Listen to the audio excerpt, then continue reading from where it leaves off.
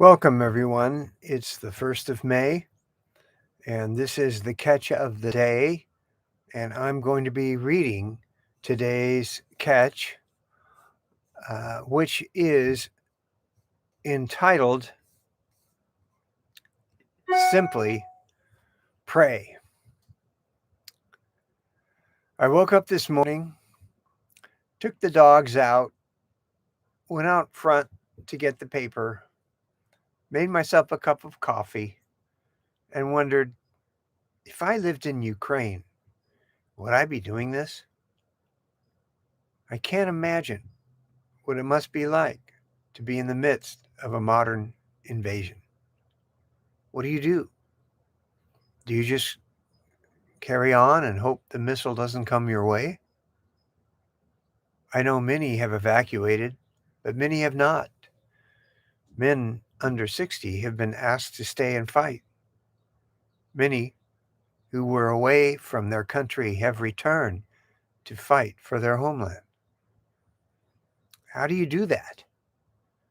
Do you go down to the local warehouse and pick out a helmet, a gun, and night goggles that Germany or Canada sent over? And what do you do with it? These people aren't trained. I'm so in the dark. I don't know what I'm talking about. It all seems so surreal when you start to think about it and imagine what it must be like to be there. You can't. But you can pray.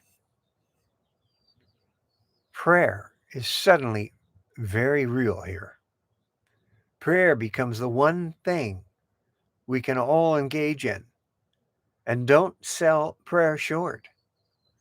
This is a world-altering event. Don't think your little prayer isn't going to turn this thing around. Oh, yeah? What about all those times in the Old Testament when God stopped the sun, turned armies in on themselves, or struck everyone dead before they ever got to them?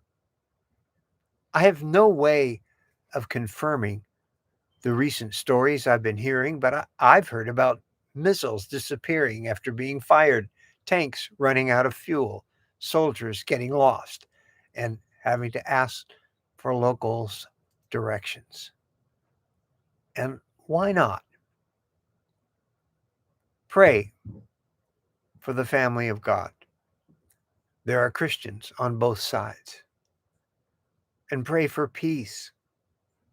Pray for an end to conflict. Pray for believers everywhere.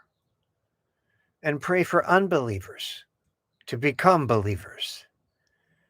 There are no atheists in foxholes. Yes, it's frustrating and distant, but you can pray.